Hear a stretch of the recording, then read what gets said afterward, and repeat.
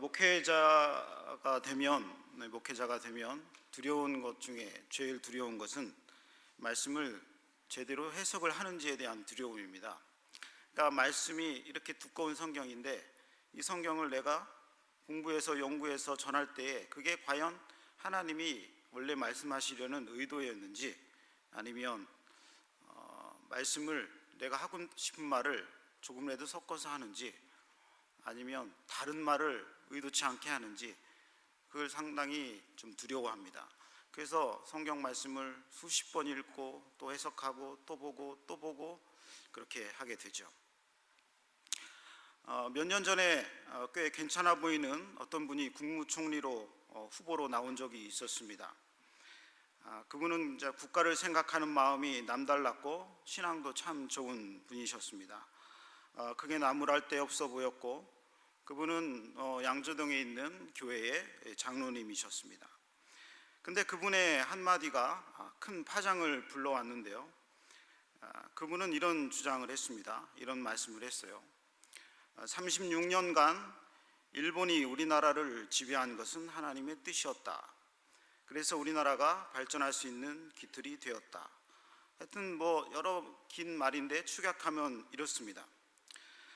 이 한마디 때문에 결국은 그분은 총리 후보에서 낙마했죠. 그래서 지금은 어디에 계신지 잘 모르겠습니다.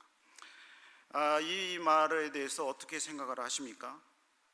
우리는 모든 것을 하나님의 뜻이라고 말을 합니다. 맞는 말이기도 하고 또 틀린 말이기도 하죠. 그러나 우리가 기억해야 될 것은 하나님은 우리를 악하게는 인도하지 않으신다는 것입니다. 하나님은 우리에게 죄를 저지르도록 인도하시지는 않으신다는 것입니다. 아무리 좋은 일이라도 우리가 죄를 저지르는 것은 결코 하나님의 뜻이 아닌 것이죠. 사단으로부터 나온 모든 것들은 하나님의 뜻이 아닙니다.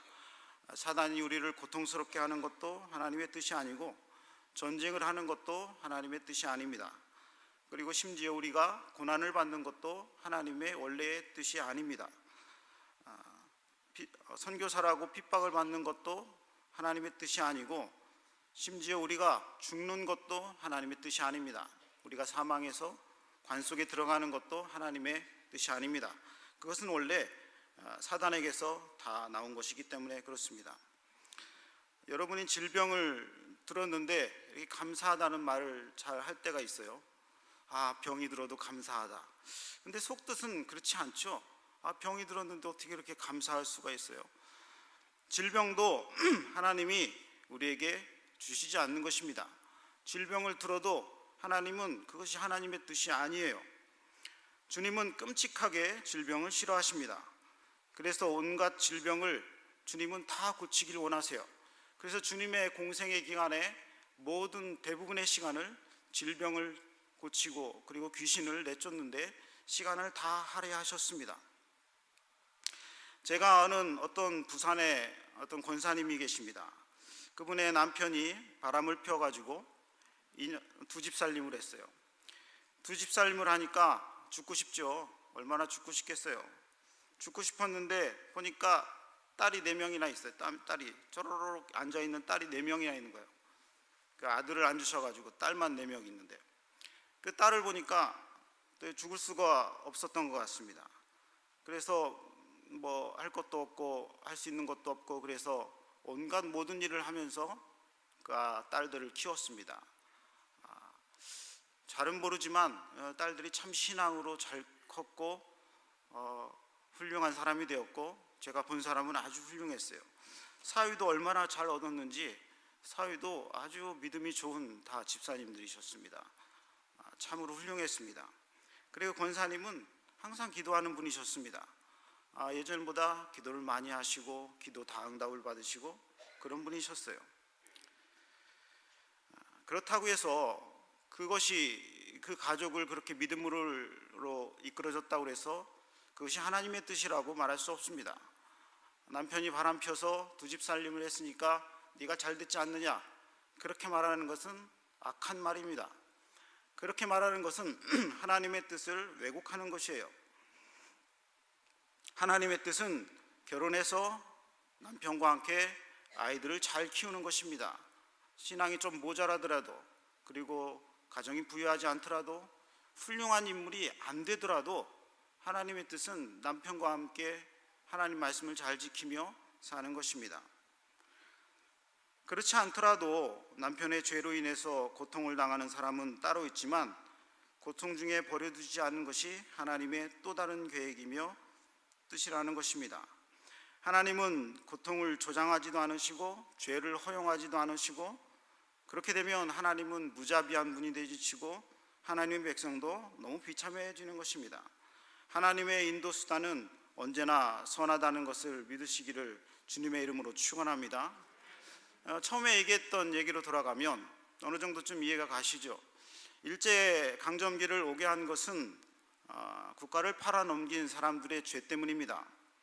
한일합방 문서에 서명을 하지 않았다고 발뺌을 하는 순종도 사실은 자기가 그것을 회피할 방법이 없습니다.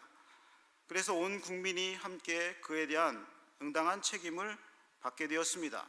그래서 그 대가로 우리는 36년간이라는 참 어려운 시간을 보냈던 것이죠. 온 국민이 그에 대한 대가를 받았던 것입니다. 그래서 공동체는 함께 가는 것입니다. 성경에 보면 바벨론 포로 70년이 있었습니다. 이 70년은 이스라엘 백성들에게 하나님이 주신 것이 아니라 그들의 죄 때문에 하나님이 어쩔 수 없이 그렇게 하셨던 것입니다. 하나님은 당신의 자녀가 바벨론 포로 70년 동안 가기를 원하지 않으셨습니다. 여러분은 당신의 자녀를 포로로 넘겨줄 의향이 있으십니까? 그게 아무리 좋은 일이라도 결코 그렇게 원하지 않을 것입니다. 그러나 죄악으로 인해서 어쩔 수 없이 죄에 대한 대가를 치르게 하는 게 하나님의 율법이고 하나님의 공의시기 때문에 그것을 바꿀 수가 없는 것이죠. 바벨론 70년을 갔다 왔기 때문에 하나님은 그들을 돌이킬 수 있는 은혜를 다시 부어주신 것입니다. 그러므로 하나님의 섭리와 뜻은 인간이 저지른 모든 상황에서 그것이 선하든 악하든 간에 하나님의 선으로 계속 바꾸어 가시는 연속적인 과정입니다. 인간은 죄를 저지르고 하나님의 택한 백성을 하나님은 버리지 못하시고 그리고 계속 바꿔나가는 과정이신 거죠. 그것은 인간이 저지른 죄악 중에서도 긍휼을 베푸시려는 하나님의 뜻입니다. 일제시대나 6.25로 겪은 고통보다 때로는 수백 배의 보상으로 하나님은 갚아주기도 하십니다. 그래서 우리나라가 이렇게 잘 살게 되고 선교대국이 되었던 것도 하나님이 그 어려움과 수고에 대한 그리고 그 고통에 대한 보상을 우리에게 주신 것이라 저는 생각이 듭니다. 옛날에 3, 4세기에 그리스도인들이 핍박을 받았을 때의 이야기인데요, 어떤 늙은 성도가 큰 쇳덩어리가 달린 이 찾고 있죠, 못 들어망하게 쇳덩이를 발에다 채우고 핍박을 당했습니다. 3, 4세기면 이 로마 시대잖아요. 그래서 오랜 동안 지하 감옥에서 쇳덩어리를 달고 그리고 핍박을 당하고 감옥에 있었는데, 로마의 콘스탄틴 황제가 황제의 자리에 오르자 그때 국교로 기독교가 국교가 되고, 그래서 많은 그리스도인들이 감옥에서 풀려났습니다. 그 중에 이 노인도 있었습니다. 이 노인이 보니까 너무나도 비참하게 살았던 거예요. 그래서 이 황제가 그 노인의 삶을 보상해 주길 원해서 어떻게 할까 고민하다가 그 쇳덩이만큼의 무게의 황금을 그에게 주어라, 그렇게 했다는 일화가 쓰여져 있습니다. 그러니까 하나님은 어떻든 간에 고통과 고난을 허락하지 않으시지만 어쩔 수 없이 그렇게 됐을 때에 하나님은 그분의 섭리에 따라서 뜻에 따라서 그분을 풀어주시고 그리고 보상도 충분히 해주시는 하나님이셨던 것입니다. 총리가 된 요셉이 자기를 팔아버린 형들 앞에서 이렇게 얘기를 합니다. 당신들은 나를 해하려 하였으나 하나님은 그것을 선으로 바꾸사 오늘같이 만민의 생명을 구원하게 하시려 하셨다. 창세기 50장 20절에 그렇게 기록되어 있습니다. 세상은 요셉을 해하려 했지만 하나님은 그것을 바꾸어서 생명을 구원하게 하는 총리로 세우는 놀라운 보상으로 해주셨던 것입니다. 다른 사건을 얘기를 들어보면 다윗이 있습니다. 다윗은 우리아를 죽이고 밧세바를 취했습니다. 그러자 칼이 다윗의 집안을 떠나지 않는 형벌을 받게 되었습니다. 이 형벌은 당연한 것이죠. 하나님도 어쩔 수 없이 형벌을 주셔야 됩니다. 죄의 대가를 받아야 되는 거죠. 심지어 밧세바로부터 나온 첫 아이가 낳자마자 어떻게 됐습니까? 7일 만에 죽어버렸습니다. 왜 아이를 7일 만에 죽였을까요?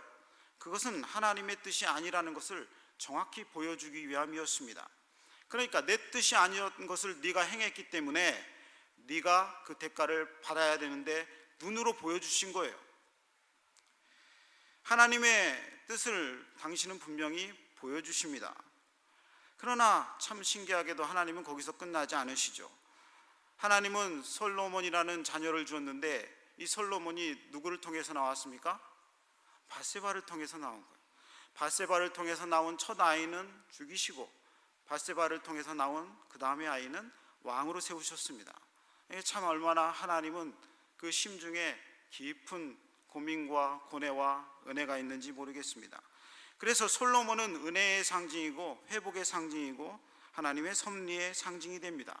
그러니까 솔로몬을 보면 참 하나님이 죽어야 마땅한 사람에게 은혜를 베푸시는구나, 그렇게 우리는 성경을 볼 수가 있는 것이죠.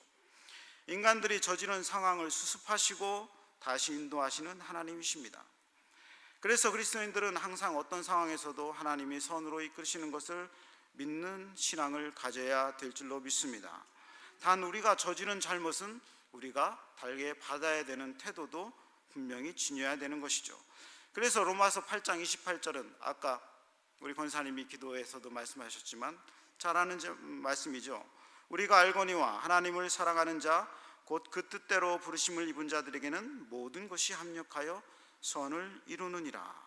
네. 그런데 우리는 어떻게 지나가 보면은 좀 알 수 있을 것 같은데 하나님의 뜻과 계획을 순간순간 어떻게 발견할 수 있냐라는 것이죠. 더 나아가서 우리는 우리의 시행착오 없이 내가 실수하지 않고 어떻게 하나님의 뜻과 계획을 알 수 있느냐라는 것입니다.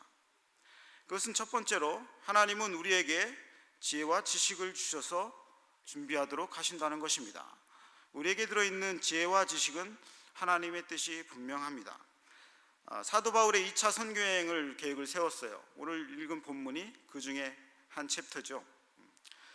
선교여행을 세우면 어떻게 합니까? 표를 구하고 기차를 예약하고 혹은 비행기나 배를 예약하고 호텔도 예약을 하고 그리고 주머니에는 선교비도 가져가고 그리고 혼자 가면 위험한 지역이 많으니까 동역자를 세우죠.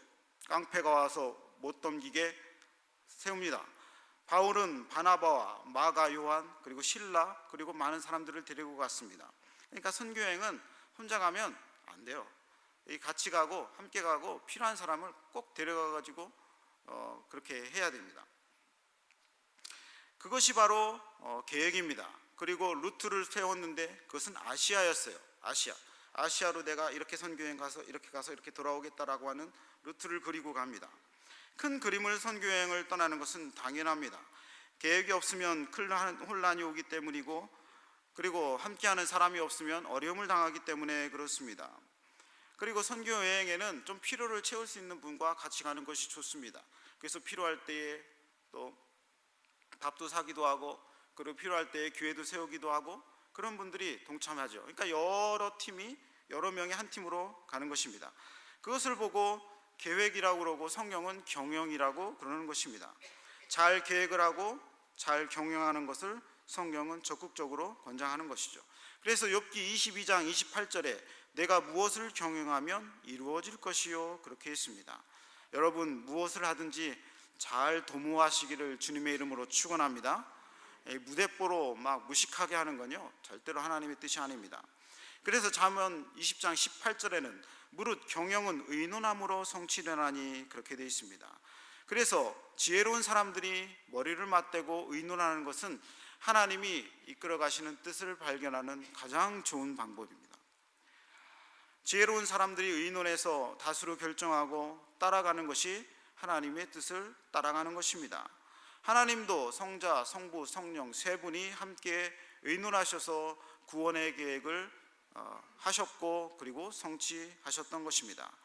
사도 바울의 선교 준비는 완벽했습니다. 사도 바울은 지혜와 지식이 충분한 자였고, 바나바는 온유한 자였고, 실라는 담대한 자였고, 함께 가는 사람들이 충분했습니다. 그래서 이고니온, 루스드라, 더베 이렇게 위로 지나가죠. 이쪽으로 보면 이제 이렇게 지나가죠. 그래서 아시아로 가기를 원했던 겁니다. 우리가 머릿속에 다 있잖아요. 우리 목사님 말씀을 통해서 우리 다 지도가 그려지죠. 네. 하나님은 우리의 지혜를 통해서 이를 이루어진다는 사실을 기억하시기 바랍니다. 그래서 지혜로운 경영을 할 수 있는 사람에게 일을 맡기는 것이 참으로 중요합니다. 우리는 특별한 일을 항상 꿈꾸는데 그것은 어쩌다가 먹는 특식이지 항상 일상적으로 일어나는 일들이 하나님의 좋은 뜻입니다. 저는 하루에 이제 주중에는 4시 40분에 일어나서 그리고 새벽 기도 갈 준비를 합니다.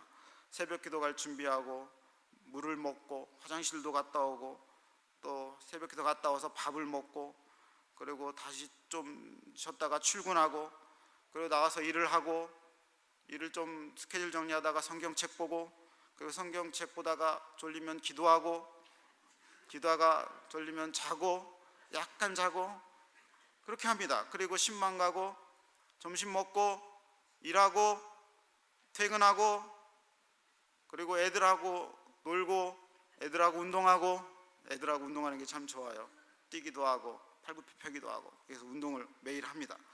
그리고 샤워하고 그리고 가족 애들하고 텔레비전을 보기도 하고 책을 읽기도 하고 또 고민이 있으면 함께 얘기도 하고 그래서 문제 해결하고 그리고 10시 반에서 11시에 잡니다. 이게 하나님의 뜻입니다. 하나님이 지혜로 하루를 살아가게 하시는 것이고 지혜로 의논해서 하루를 일처리하게 하시는 것이죠. 하나님의 계획은 특별한가요? 아닙니다.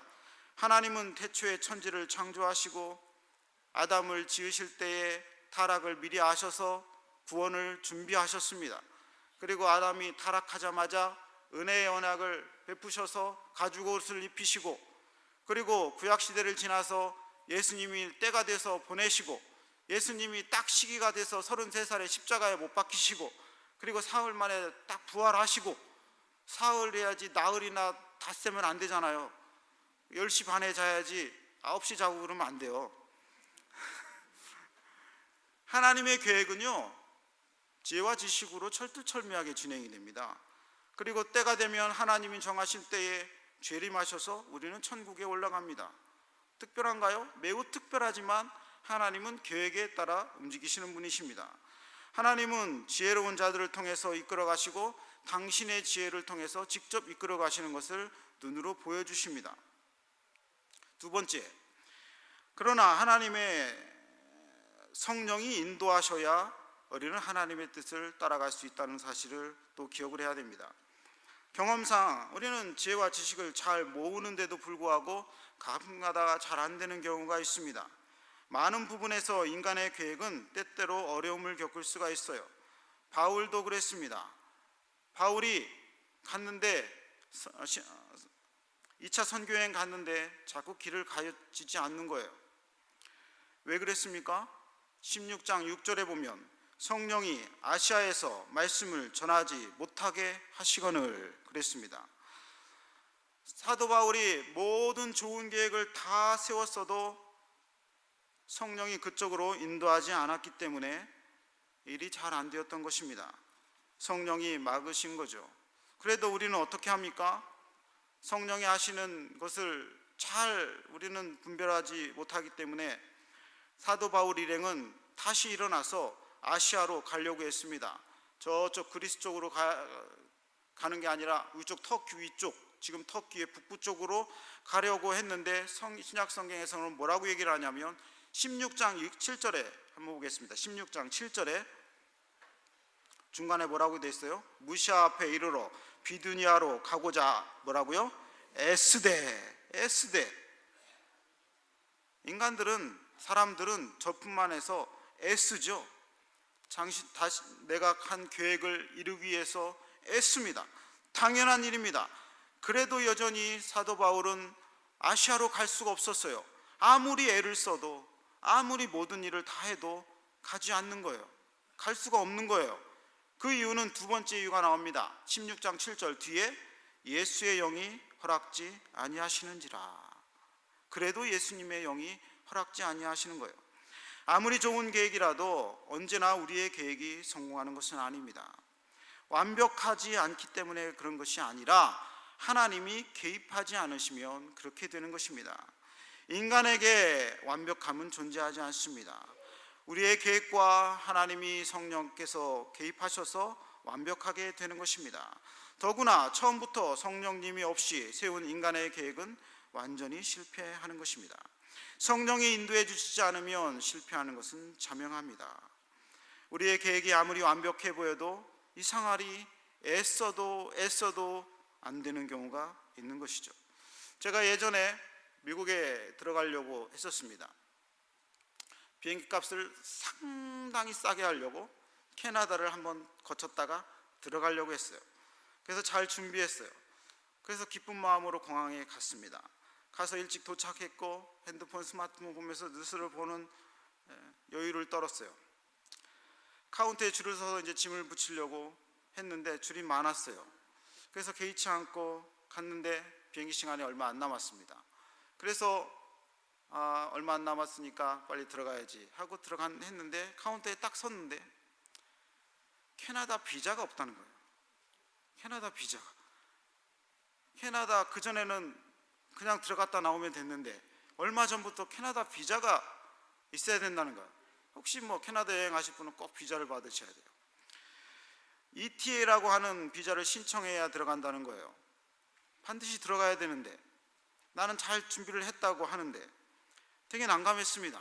비행기표도 없는 돈 끌어서 끊어놨고 미국에 가서 해야 될 일도 많고 그리고 와서 다시 또 일해야 되는데 바보같이 못 들어가게 생긴 거예요. 그런 경험 있으세요? 모든 힘이 확 풀려가지고 정말 나는 바보구나. 이렇게 생각하죠. 물어봤어요. 비자가 하면 얼마 나오냐? 3일 걸린다는 거예요. 3일. 나는 비행기를 거기서 타야 되는데. 그래서 방법이 없느냐니까 자기들은 방법이 없대. 그런데 혹시 지금 신청해도 나올 수 있을라나? 그럴 일은 별로 없는데 한번 해보라는 거예요. 어떻게 해요? 한번 해보라는데 저쪽 구석에 앉아가지고 스마트폰을 꺼내들고 덜덜덜 자판이 쳐지지가 않아. 사이트를 들어가야 되는데 바보. 그래가지고 어렵사리 신청했어요. 영어 사이트라 해석도 해야 되고 잘못 누르면 또 뒤로 돌아야 되고 스마트폰 거 조그만 거 보려니까 잘 안 되잖아요. 하는데 번뜩 드는 생각이 있어요. 기도를 해야 되는구나. 그래가지고 앉아가지고 기도를 합니다. 내 생에 그렇게 간절히 기도해 본 적은 우리 아들이 죽게 생겨도 그렇게 안 했었는데 그랬었죠. 그러고 나서 기도하고 땀방울이 핏방울이 되도록 기도하고 그랬더니 10분 만에 딱 비자가 뜨는 거예요. 와, 참 그게 뭐라고 할렐루야 했다. 공항에서 사람들이 다 쳐다보고. 인간의 계획이 완벽해도 빈틈이 많더라니까요. 그런데 그걸 빈틈을 채워주시는 분이 하나님이더라니까요. 가서 바보 하는데 나는 바보가 맞구나 그렇게 생각을 했었습니다. 그런데 신기하게 옆에 있는 아주머니도 그것을 안 갖고 온 거예요. 근데 그분은 5분 만에 비자가 날라왔어요. 그분이 권사님들이 기도가 세요. 보니까 목사는 10분 만에 날라오고 권사님들은 5분 만에 날라오고 다른 분들은 하나도 안 나와. 그래가지고 못 간 사람들이 많았어요. 어떤 선교단체의 사람은 비행기표가 없어서 공항에 가가지고 소리친다고 그래요. 제가 예전에 들었습니다. 공항에 가가지고 하나님이 준비한 내 표를 내놓으시오. 그러고 100번 그렇게 있다가 한 번 가면 그걸 간증으로 하고 막 수없이 돌아다녀요. 제가 직접 들었어요. 야, 너 때문에 참 신앙 다 망가진다. 인간은 계획하지만 하나님을 철저히 의지하고 그분이 이루실 것을 믿어야 되는 줄로 압니다. 그것이 하나님의 뜻이고 믿음이에요. 우리가 철저히 계획하는 것도 하나님의 뜻이고, 그러나 하나님을 철저히 의지하는 것이 하나님의 뜻입니다.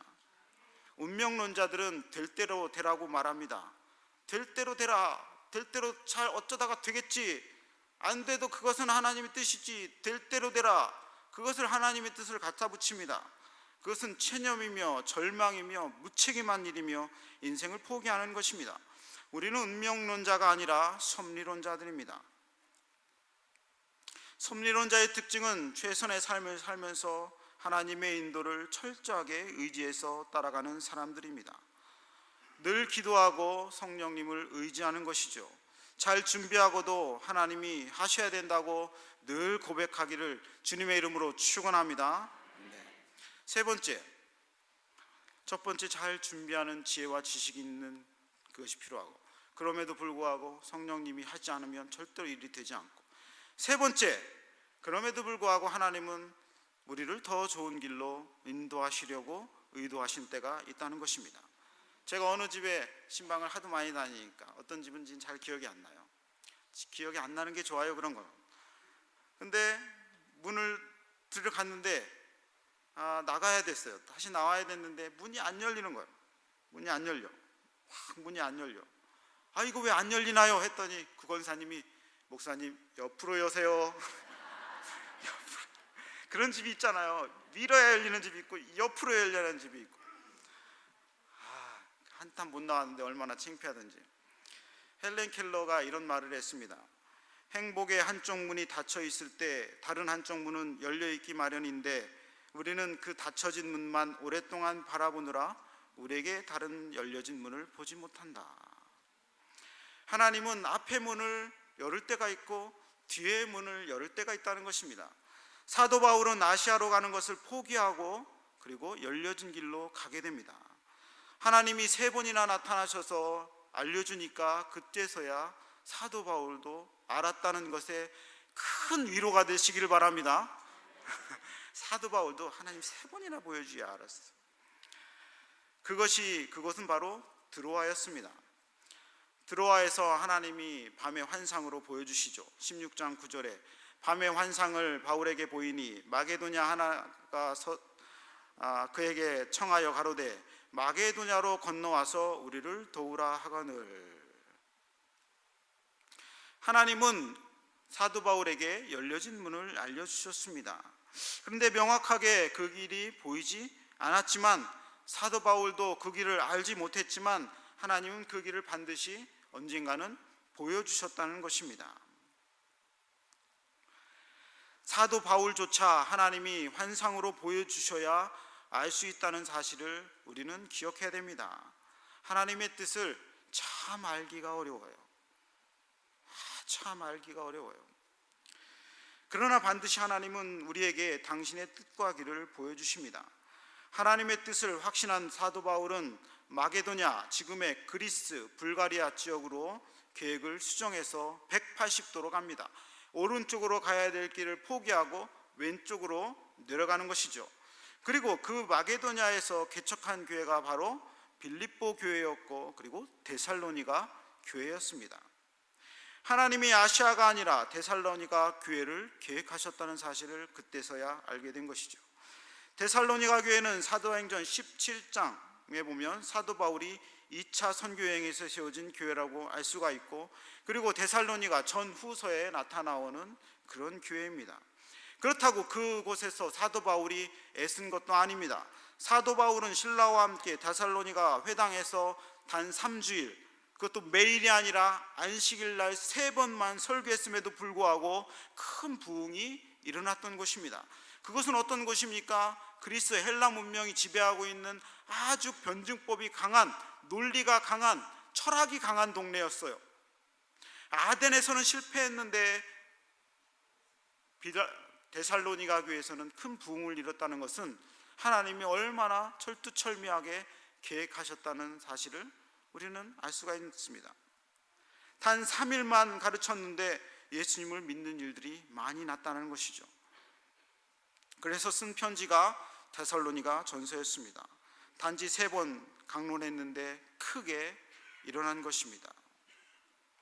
하나님은 더 좋은 길을 우리에게 주시려고 애쓰십니다. 어려운 벽에 부딪힐 때가 있죠. 그러면 기대하시기 바랍니다.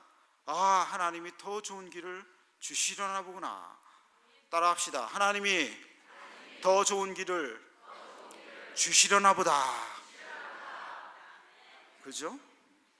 더 좋은 것을 주시려고 잠시 막으시나 보다. 그러고 기뻐해야 되는 것입니다. 4번째, 하나님의 뜻은 보여주시지 않는 길은 잘 보이지 않는다는 것입니다. 하나님의 뜻은 안갯길입니다. 하나님의 뜻은 안갯길이에요. 많은 일들은 애써서 되기보다는 우연찮게 혹은 어쩌다가 되는 일이 참 많아요. 저는 뭘 이렇게 진행하는 걸 좋아해요. 사회 보는 건 제가 소질이 없고 이렇게 플랜을 하는 걸 좋아해요. 행사 기획. 그래서 우리 교회 40주년 행사 하는 거 할 때 이렇게 엔돌핀이 놀고 막 해요. 밤새서 해도 하나도 피곤하지가 않아. 40주년 책도 만드는데 그런 거 만드는 거 그런 거 너무 좋아하고 그렇습니다. 인터넷에 플랜 짜는 거 이런 거 하고 좋아하고 그래요. 잘하는지는 모르지만 좋아해가지고 하고 있습니다. 제가 98년도에 5월 5일에 27살 정도 됐을 때에 침례교 110주년 대회라고 하는 행사를 했었습니다. 잠실 주경기장에 우리가 많이 갔었잖아요. 그래서 27살에 어떻게 그렇게 됐는지는 잘 모르지만 같이 행사 준비하고 기획했어요. 참 많이 준비했고 참 많이 행사를 했어요. 완벽하게 준비했죠. 제 딴에는 완벽하게 준비했습니다. 근데 27살에 뭘 완벽하게 준비하긴 준비해요. 형편없이 준비했겠죠. 그러다 보니까 그 행사가 제가 다 한 것도 아니니까 저한테 책임을 다 돌리면 안 되고 그럽니다. 근데 6만 명 많이 모였잖아요. 근데 하다 보니까 되게 길어지고 목사님들은 설교 10분만 하고 했으면 1시간을 하고 5분 축사해야 되겠는데 아멘하고 올라가지고 50분 축사하고 그러다 보니까 행사가 길어졌어. 햇빛은 뜨겁지. 사람들이 떠나기 시작합니다. 자리를 텅텅 비워. 제어가 안 돼. 목사님 5분만요. 아멘 하고 올라가면 30분 하시고. 참. 그런데 놀라운 기적이 일어났어요. 거기에도 하나님이 놀라운 계획을 하셨다는 사실을 제가 알았습니다. 무슨 일이 일어났나요? 그때 그 일로 제가 신윤이와 결혼을 하게 되었어요. 그때 그 일로 제가 결혼을 하게 됐다니까요. 하나님이 저를 결혼시키려고 예산도 쓰게 하시고 6만 명도 모이게 하시고 행사를 실패하게 하셔서 낙심하게 했는데 서로가 얼마나 위로가 되든지 하나님이 위로하시는데 사람을 통해 하시는데 그 위로가 돼가지고 제가 결혼을 했잖아요. 결혼을 못할 줄 알았는데 하나님이 서프라이즈하게 결혼을 시키셨어요. 하나님은 그 대회를 끝으로 더 이상 좋은 결혼이 없으셨다고 생각하나 본데 그 뒤로 그런 행사를 하나님이 안 받으셨습니다. 내 계획은 완전한 것 같아 보여도요, 하나님의 계획은 완전합니다. 우리는 불완전해 보여도 하나님의 계획은 완전합니다. 내 계획은 작고 근시안적인 것 같아 보여도요, 하나님의 계획은 더 좋고 더 넓고 더 크고 더 멀리 보는 계획이신 줄로 믿습니다. 우리의 인생도 그렇습니다. 애쓰는 것보다 하나님의 뜻을 발견하기를 좋아해야 됩니다. 순조롭지 않고 막힌 길로 고집하다 보면 하나님이 열어놓으신 길을 가지 못할 때가 많이 있습니다. 그럼에도 불구하고 우리는 안갯길과 같은 길을 가야 돼요. 왜 하나님의 뜻은 안갯 속인가? 그때마다 걸음을 걸어야 다음 걸음이 보이기 때문에 그렇습니다. 안개가 자욱한 길은 그냥 갈 수 없어요. 한 번 걷고 안전하면 그 다음 걷고 그 다음 걷고 잘못 걸어가가지고 낭떠러지 같으면 발을 옆으로 디딛고, 그래서 철로역정과 같은 길이 하나님의 길입니다. 그렇게 바울이 가보니까 빌립보 교회가 있고 데살로니가 교회가 있던 것입니다. 그 교회는 그래서 크게 부흥을 했어요. 데살로니가 전서를 한번 쭉 읽어보세요. 제 원래 본문이 데살로니가 전서였습니다. 그것을 읽다 보니까 하나님의 놀라운 섭리를 발견해서 본문이 사도행전으로 왔고, 데살로니가 교회는 결론이기 때문에 크게 언급할 필요가 없게 되었어요. 한번 데살로니가 전서 2장 19절 20절 그쪽으로 가볼까요?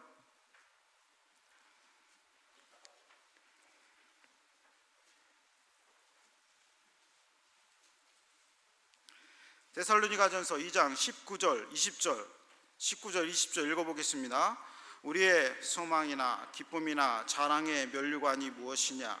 그의 강림하실 때 우리 주 예수 앞에 너희가 아니냐? 너희는 우리의 영광이요 기쁨이니라. 사도 바울의 고백이 내가 알지 못하는 놀라운 일들을 행하였는데 그것은 너희를 찾는 것이었다. 내 영광의 기쁨이 무엇이라고요? 너희가 아니냐? 우리 성도라는 거예요. 사도 바울이 고백이 하나님이 너희를 준비하시려고 이렇게 놀라운 일을 행하신 게 아니냐, 너희가 내 면류관이요 내 기쁨이니라. 사도 바울이 얼마나 즐거웠으면 이런 고백을 했습니까? 2장 6절도 보겠습니다. 2장 6절 시작. 지금은 디모데가 너희에게로 와서 5절부터 시작. 너희가 항상 우리를 잘 생각하여 우리가 너희를 간절히 보고자 함과 같이 너희도 우리를 간절히 보고자 한다 하니. 그렇게 돼 있죠.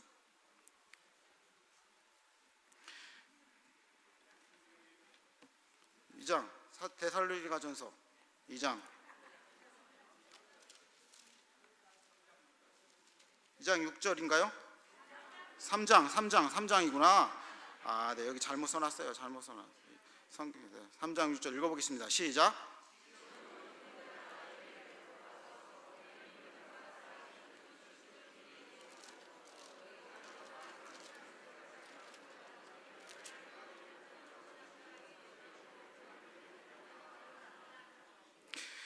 뭐예요? 간절히가 서로가 그리워하는 거예요. 그러니까 하나님의 열매가 서로를 간절히 그리워하는 놀라운 역사가 일어난 것입니다. 그리고 2장 7절에 보면, 뒤에 보면 너희에게 위로를 받았노라 그렇게 기록되어 있습니다. 환난 가운데 있어도, 고통 가운데 있어도 누구에게 위로를 받았다고요? 성도들에게 위로를 받은 것입니다. 목회자들은 위로가 하나님으로부터 직접 오는 것도 많이 있지만 성도들을 볼 때 위로가 되는 거예요. 한마디 한마디 그분의 얼굴을 볼 때, 내 열매를 볼 때, 가르쳤을 때 그분이 하나님을 더 의지하는 것을 볼 때에, 그리고 하나님의 뜻을 찾아서 믿음으로 고백하는 것을 볼 때에 사도 바울이 위로를 받은 것처럼 목회자들도 그런 것입니다.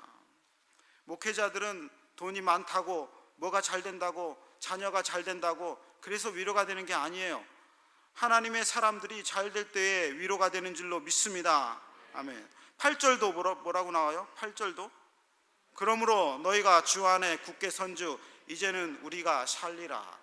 뭐라고요? 사도 바울이 살았다. 나 살았어. 내가 감옥에 있어도 살았어. 이런 것은 어디서 나온다고요? 멀리 있는 데살로니가 교회가 성도들이 믿음으로 굳게 서 있으니까 살았다 그러는 거예요. 감옥에서 풀려나고 궁핍과 환난과 어려움에서 벗어나서 사는 게 아니라, 내가 가르치고 내가 목회하고 내가 기도했던 성도들이 하나님의 은혜로 살았다 하니까 우리도 사는 거예요. 사도 바울이 이제는 살리라 그렇게 되었습니다. 이처럼 데살로니가 교회는 사도 바울에게 가장 자랑스러운 교회가 되었습니다. 우리가 계획할 때 열심히 계획하지만 하나님의 성령의 인도를 받아야 즐거운 마음으로 따라갈 수 있듯이, 하나님은 그 길을 통해서 우리에게 많은 것을 보여준다는 사실을 믿고 따라가면, 그것이 미지의 세계라 할지라도, 그것이 안개과 같은 길이라 할지라도 즐거운 것입니다. 따라가는 길이 즐거운 것이에요. 즐거운 여행길이 되는 것입니다. 그리고 결과도 풍요로운 것입니다. 데살로니가 교회처럼 결과도 풍요롭게 된다는 사실을 늘 기억하시기 바랍니다. 결론을 맺도록 하겠습니다. 늘 우리는 하나님의 뜻을 보여달라고 그래요. 하나님의 뜻은 말씀에 다 기록되어 있어요. 결혼도 한 명만 하고 한 명하고만 하고 안식일 제대로 잘 지키고 거짓말하지 말고 친절하고 다 성경에 기록되어 있어요. 11조하고 감사헌금하고 필요할 때에 하나님께 기도하고 식기도 반드시 하고, 식기도는 안 기록되어 있는 것 같아. 항상 기도하라, 쉬지 말고 기도하라, 그 말이죠. 그런데 순간순간 우리는 안개 속을 거닌 것 같아요. 잘 안 보입니다. 그러나 낙심치 마세요. 하나님은 일부러 안 보이게 하시는 거예요. 사도 바울도 몰랐어요. 잘 몰라야 한 걸음 한 걸음 하나님을 의지하기 때문에 그렇습니다. 다 보이면 왜 하나님을 의지합니까? 꼴대가 보이고 목표가 보이는데 왜 의지해요? 그냥 제 발걸음으로 가기만 하면 되지. 내 계획대로만 이루어진다면 하나님의 섭리는 필요가 없습니다. 그래서 우리의 인생은 안개 속 길을 한 걸음 한 걸음 내딛는 것 같이 하나님의 인도를 절실하게 잡으면서 따라가는 과정입니다. 그러나 결코 잘못된 과정은 아닙니다. 목회자들도 그래서 성경을 읽을 때 한 걸음 한 걸음 하나님의 뜻이 무엇인지 해석하는 게 두려운 거예요. 잘못하면 나도 낭떠러지로 떨어지고 성도들도 낭떠러지로 떨어질 수 있기 때문에 그게 두려운 거예요. 목회자들은 교회를 향한 하나님의 뜻을 발견하는 것이 최대의 숙제이고 최대의 기도 제목입니다. 그리고 그 뜻을 따라서 순종으로 가기 위해서 말씀과 기도에 전념하는 거예요. 그래서 그것을 통해서 바로 하나님의 사람들이 굳건히 세워져서 이제는 너희 때문에 내가 살리라, 너희 때문에 내가 위로를 받았노라, 너희가 잘 사는 것이 내 영광이니라, 이렇게 고백하는 게 목회자들의 기도 제목입니다. 다 같이 기도하겠습니다.